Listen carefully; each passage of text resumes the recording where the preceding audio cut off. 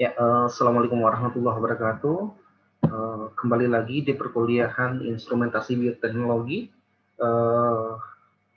Kali ini di pertemuan ke-12 kita akan membahas tentang jenis-jenis peralatan yang digunakan dalam rekayasa genetik ya, baik DNA, RNA maupun protein. Namun sebelumnya untuk harapan capaian pembelajaran setelah Anda mengikuti materi ini, tentu Anda dapat mengetahui dan melakukan identifikasi, mengetahui prinsip kerja dari beberapa peralatan yang digunakan dalam rekayasa genetik ya. Namun di sini hanya beberapa saja yang saya tampilkan. Salah satu contohnya adalah elektroporator ya, DNA konsentrator, nanodrop, DNA sequencer, next generation sequencer, dan Acta purifier. Oke. Kemudian Anda juga tentu bisa mengetahui kegunaan alat tersebut pada saat melakukan praktikum maupun penelitian. Baik, kita masuk saja di yang pertama ya. Untuk alat yang pertama ini kita akan mengenal tentang elektroporator. Nah, ini alat sebuah instrumen ya yang sangat sederhana sebenarnya secara operasional ya. Di sini kita prinsipnya bagaimana kita melakukan mengintroduksikan suatu material molekul genetik ya ke dalam sebuah sel ya, di mana di sini juga menggunakan prinsip dengan kejut listrik ya. Anda bisa lihat di sini ada elektroporator seperti ini penampakannya, kemudian ada ini nanodrop ya, nanodrop, kemudian ada DNA sequencer. Oke, nah elektroporator ya tadi yang saya bilang tadi bahwasanya ini alat digunakan untuk membuat sebuah permeabilitas membran sel ya, bakteri terutama bakteri, yeast ya yang digunakan sebagai sampel kita ya, sebagai model kita ya, hewan model kita, sehingga memungkinkan suatu molekul ya, apakah itu molekul besar, apakah itu molekul yang sudah direkombinan ya dalam bentuk plasmid, yang sudah di package dalam bentuk plasmid ya, apakah itu molekul yang kecil ya ke dalam suatu sel ya, di mana kita dengan adanya kejut listrik tadi membuat membran-membran tadi akan membuka pori ya, sehingga molekul tadi masuk ke dalam sel. Nah, di sini ada instrumen yang komponen yang sangat membantu sekali, yaitu adalah kuvet. Ya. Alat ini belum ada dengan kita, namun saya coba usahakan untuk bisa diadakan ya, karena memang sangat penting dalam proses transformasi untuk rekayasa genetik. Oke. Kalau seandainya kita lihat ya, ini adalah suatu ilustrasi ya, di mana Anda bisa melihat yang lingkaran berwarna pink ini adalah sel ya, dan yang lingkaran kecil-kecilnya adalah molekul, ya, molekul yang kita targetkan supaya masuk ke dalam sel. Nah, ketika kita masukkan ya, ini adalah dalam bentuk solvent larutan ya yang sudah kita campur, di mana dicampur di dalam suatu kuvet ya, di sisi kanan dan kirinya itu terbuat dari logam ya, logam polikarbonat ya, di mana dialiri ya, yang sudah dialiri elektroda kutub positif dan negatif, sehingga terjadi tegangan ya antara keduanya ini yang membuat sel yang ada di dalam larutan tadi akan permeable ya, akan membuka dinding celah-celahnya, sehingga beberapa dari molekul tadi ada yang masuk dan juga ada yang keluar. Ini adalah salah satu hasil dari bentuk ya, hasil bentuk setelah kita melakukan kejut listrik pada sel. Oke. Nah, kalau seandainya kita lihat ya, tujuan kita ingin melakukan ini tentu bagaimana si molekul ya yang kita inginkan tadi akan diperbanyak di dalam sel ya, akan direplicate di dalam sel. Namun ada beberapa juga yang difungsikan ya, di mana tujuan dalam permeabilitas sel membran ini kita dapat mensisipkan protein ya ke dalam membran sel ya. Ada juga yang mengintroduksikan molekul yang kecil, molekul yang besar, kemudian fusi sel ya. Ketika kita ingin membuat suatu reproduksi ya, rekombinasi suatu sel ya dengan sel fusion ya. Kemudian juga kita dapat menghancurkan dinding sel dengan tujuan kita mengambil material genetiknya mungkin salah satunya gitu. Oke. Nah, tadi saya bilang ada satu yang kuncinya ya, yang dimana kita menggunakan kuvet. Ya. Di dalam kuvet ini dia sudah sangat didesain sangat efisien dan untuk elektroforasi ya. Berbeda dengan kuvet-kuvet yang lainnya, Anda bisa lihat di bagian bottom ya, di bagian bawahnya ini sebagian dibuat dalam bentuk logam ya, logam polikarbonat yang padat ya, di mana pada bagian full dari elektroporator tadi nanti dialiri elektroda ya, masing-masing berkutub positif dan negatif ya antara keduanya. Nah, kita memasukkan cairan atau larutan ya, larutan nih apakah itu hasil ligasi kita ya, hasil ligasi vektor ya maksudnya, kemudian yang sudah dicampurkan dengan sel bakteri dimasukkan ke sini, kemudian kita lakukan sekali kejut saja dengan beberapa ketentuan voltase, kemudian ampere berapa gitu. Nanti kita lihat, Anda bisa baca. Biasanya sih 2,8 volt ya, sekali kejut. Kemudian telah teruji biokonvertibilitasnya dan ini steril. Biasanya kita menggunakan sekali pakai ya, dia sudah didesain. Namun karena cukup mahal kuvet ini, kita bisa gunakan beberapa kali ya, asalkan secara teknis kita melakukan sterilisasi terhadap kuvet tersebut. Ya, tidak boleh di autoclave ya, mungkin lebih ke direndam pakai alkohol mungkin ya salah satunya. Saya pernah menggunakan ini beberapa kali ya. Dan dilengkapi dengan cup ya atau tutup untuk mencegah aerosol ya. Jadi larutan cairan yang ada yang kita mau kejut tadi ya, supaya tidak terjadi penguapan, kemudian juga tidak terjadi kontaminannya dari luar ya, sehingga ada. Oke. Nah ini beberapa langkah yang bagaimana elektroforasi itu bekerja ya. Kita melakukan preparasi sampel terhadap sel yang kita inginkan. Nah di sini sel tidak sembarang sel yang kita akan gunakan untuk transformasi adalah sel kompeten. Jadi bakteri itu Anda buat kompeten dulu selnya gitu, karena tidak semua sel itu kompeten ya. Jadi sel kompeten ini sel yang mampu menangkap material genetik dari luar ya, sehingga dia bisa di permeabilitasnya lebih ini ya, lebih fleksibel ya. Kemudian langkah kedua, kita siapkan elektroforatornya ya dengan set full atau kejut listriknya ya, dengan tekan kejut listrik ke kuvet yang sudah terdapat sel di dalamnya ya, yang sudah ditambahkan buffer dan DNA hasil ligasi yang sudah disiapkan gitu. Jadi kuvet tadi ya, sebelumnya kuvet ini Anda siapkan, Anda taruh di atas on ice ya, di dalam es supaya terjaga suhunya ya, takutnya nanti panas gitu. Kemudian baru dipakai ya, setelah siap semuanya baru dimasukkan larutan ya yang sudah diisi dengan sel, yang sudah buffer dan DNA ligasi. Kemudian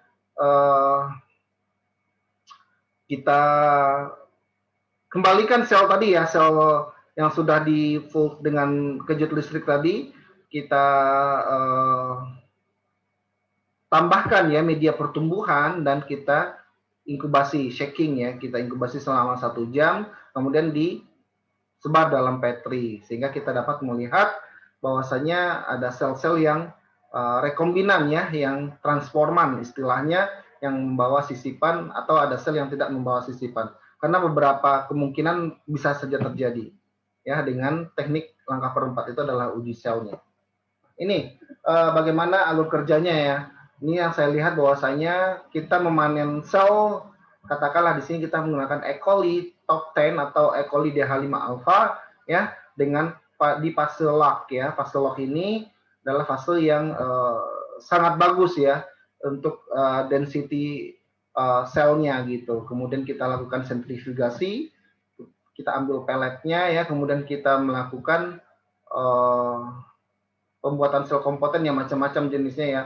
Kita dapat menambahkan gliserol, kemudian menambahkan TSS ya, kemudian juga bisa menambahkan CaCl2 ya ke dalam sel untuk membuat permeabilitas dinding selnya ya.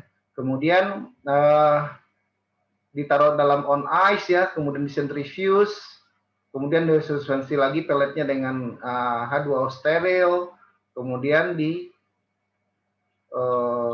on ice lagi ya, kembali di on ice dan dimasukkan ke dalam tube ya. Ini di sini siap dipakai.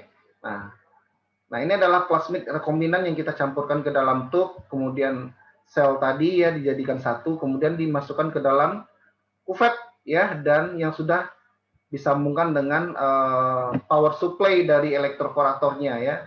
Kemudian dilakukan sekali kejut ya.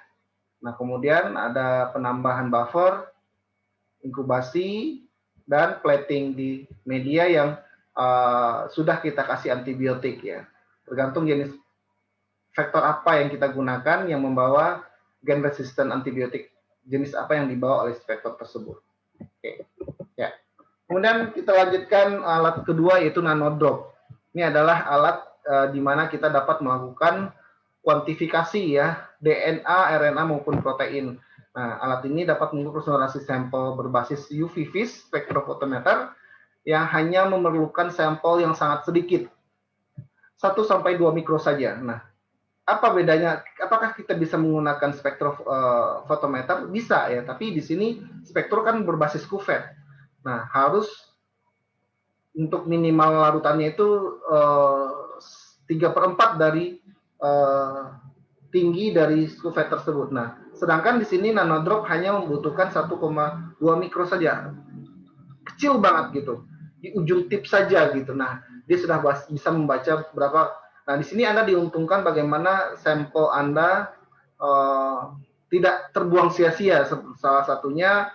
Kemudian untuk membaca kemurniannya itu dia langsung membaca DNA-nya, bukan solventnya yang juga tidak. Kalau seandainya dengan spektro itu tentu kita melakukan pengenceran ya.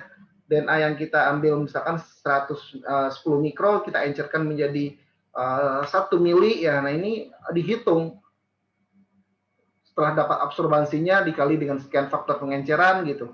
Nah, akan membuat kesulitan. Tapi kalau seandainya menggunakan nanodrop itu sudah langsung keluar hasilnya. Dan ini kita punya ya, nanoquant ya, yang terintegrasi dengan alat ikan. Nah, oke. Sebenarnya untuk instrumen-instrumen lab saat ini banyak modifikasi dan develop ya. Tidak semestinya Pak Syafri menerangkan seperti ini modelnya, tetapi di lapangan di lab nanti Anda menemukan berbeda. Nah, itu hal yang wajar ya, karena setiap vendor itu akan mendevelop semua instrumen-instrumennya agar lebih praktis, ya, agar lebih banyak multifungsi dan lain sebagainya. Oke.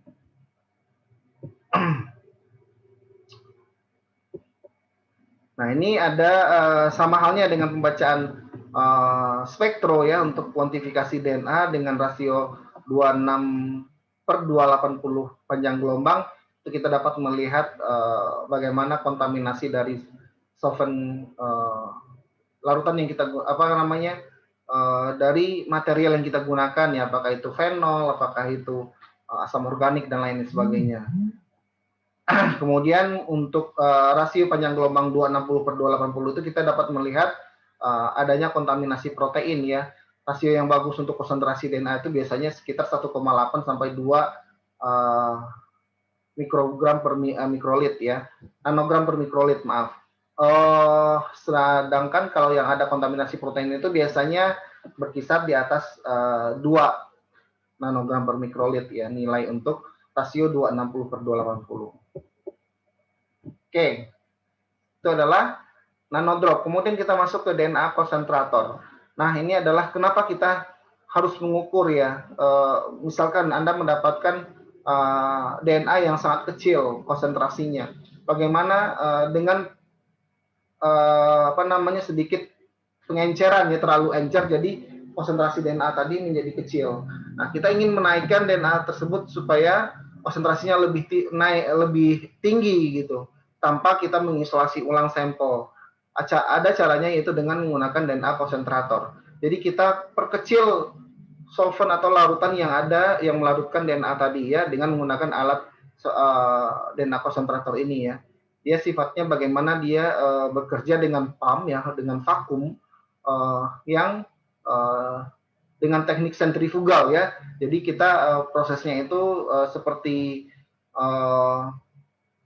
microcentrifuge ya, tetapi di sini dilengkapi dengan pompa vakum ya. Dia akan menghisap cairan atau larutan yang digunakan untuk melarutkan DNA. Sehingga misalkan pada dasarnya Anda memasukkan sampel dengan 50 mikrolit, kemudian Anda jadikan 10 mikrolit ya. Jadi itu sudah berkurang larutannya 40 mikrolit. Nah, ini akan membuat DNA Anda akan lebih tinggi.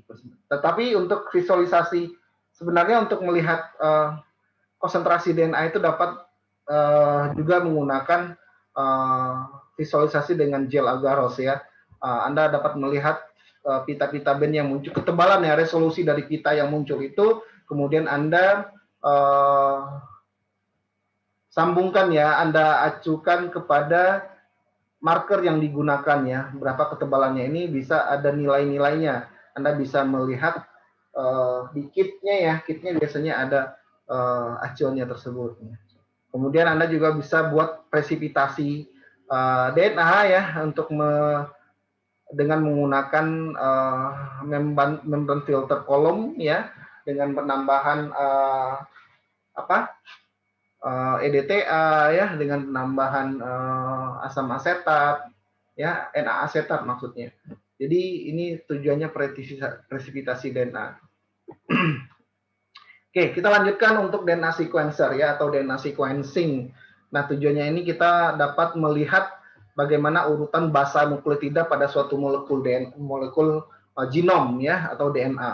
Nah, tentu di sini apa tujuannya, kita dapat mempelajari material atau kode genetik masing-masing spesies itu berbeda-beda ya. Kita dapat melihat sekuen protein, kita dapat melihat sekuen gen yang potensial ya.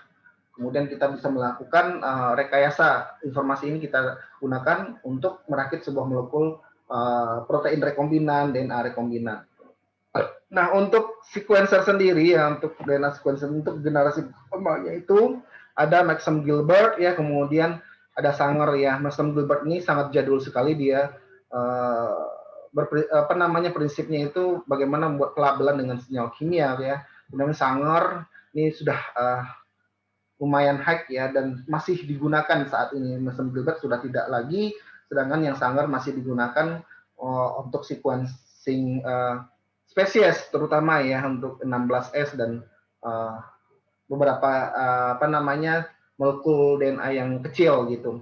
Kemudian di generasi kedua ada NGS ya, Next Generation Sequencing. Nah, ini ada beberapa platform yang dikeluarkan oleh Ion Torrent, Ebisolid, ROS, Illumina ya, yang di Indonesia sendiri itu ada Illumina.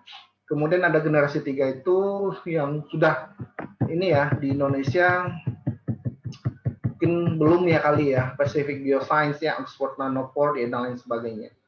Ini pada tahun 2000. Nah. Oke, mungkin sedikit kita bahas tentang apa DNA sequencing ya. Kita menentukan urutan nukleotida yang tepat dalam sebuah potongan DNA, kemudian mempelajari secara fundamental ya. Kemudian bagaimana potongan DNA tadi yang setelah kita ketahui sequence-nya, kita dapat kembangkan ya dalam bentuk diagnostik dan bahkan untuk uji forensik juga gitu. Kemudian sebenarnya untuk metode pengurutan DNA ini sudah ditemukan ya 40 tahun yang lalu ya, sekitar 1970. Nah, ini adalah prinsip kerja dari DNA sequencer, sama halnya dengan reaksi PCR ya yang kita lakukan. Dia membutuhkan primer, dia membutuhkan deoksi nukleotida trifosfat ya, ada DATP, ATP, DGTP, DTTP, DCTP ya. Nah, masing-masing dari deoksi nukleotida ini ya ditambahkan secara terpisah dalam satu tub, masing-masing tub ya, ada guaninnya, ini khusus untuk timin, adenin, sitosin. Nah, biasanya ini dilabeli dengan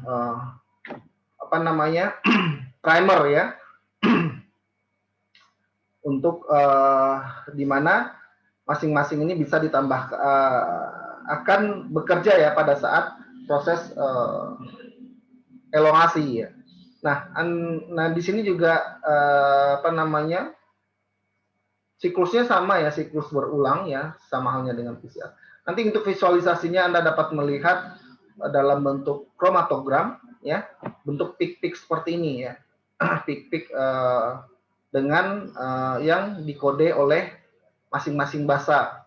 Untuk timin itu biasanya berwarna merah ya, untuk guanin itu berwarna hitam, sitosin biru, dan adenin itu berwarna hijau. Oke. Nah ini bentuk penampakan alat sequencer ya. Nah ini ada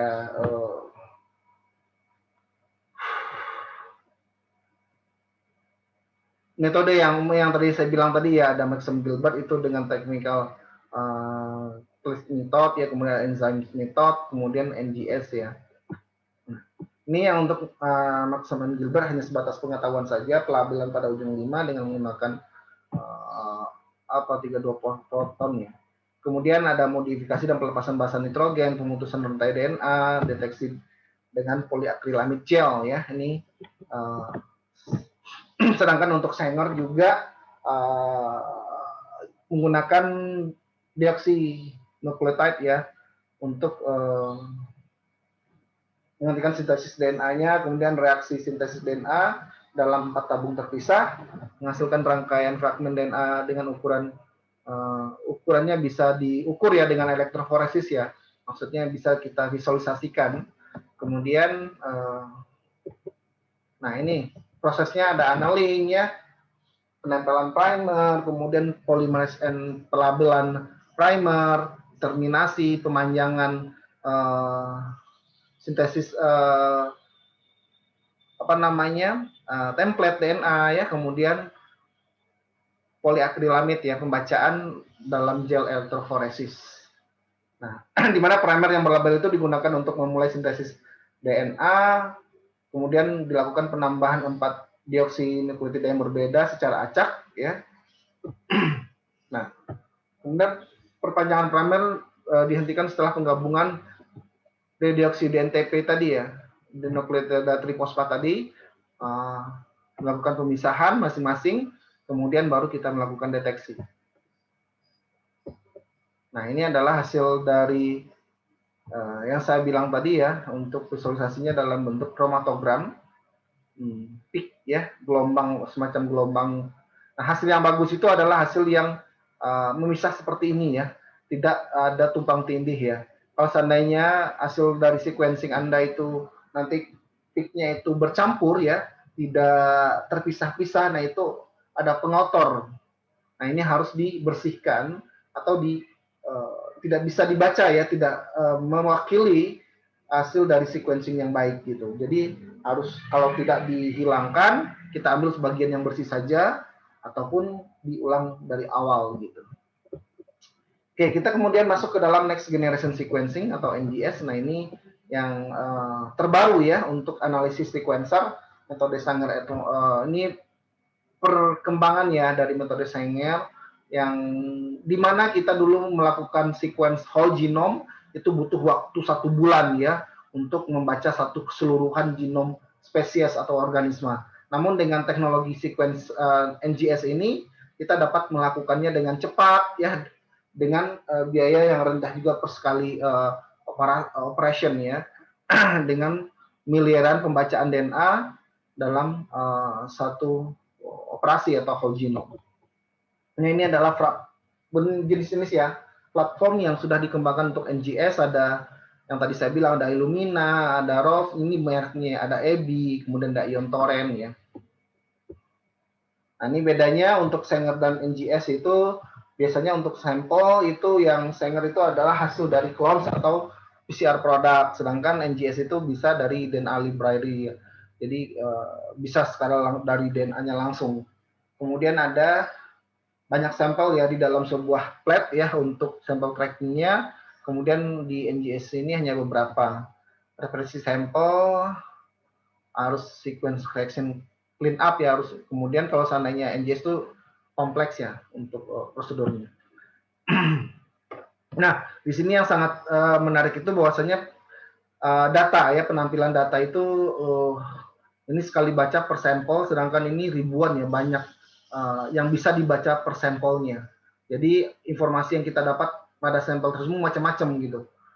Tidak hanya tertuju pada satu pembacaan saja. Misalkan hanya Anda ingin melihat identifikasinya saja gen 16S saja, tapi sedangkan untuk NGS ini semua gen kita bisa lihat ya dari hasil.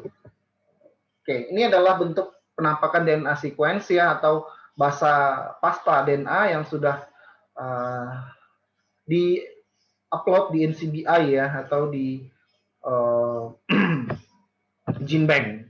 Oke, Anda bisa lihat ya bentuknya seperti ini. Kalau Anda nanti belajar pengantar bioinformatik akan paham ya bagaimana cara penelusuran database terutama untuk DNA, ya protein dan lain. Ini adalah sekuen protein ya. Protein ini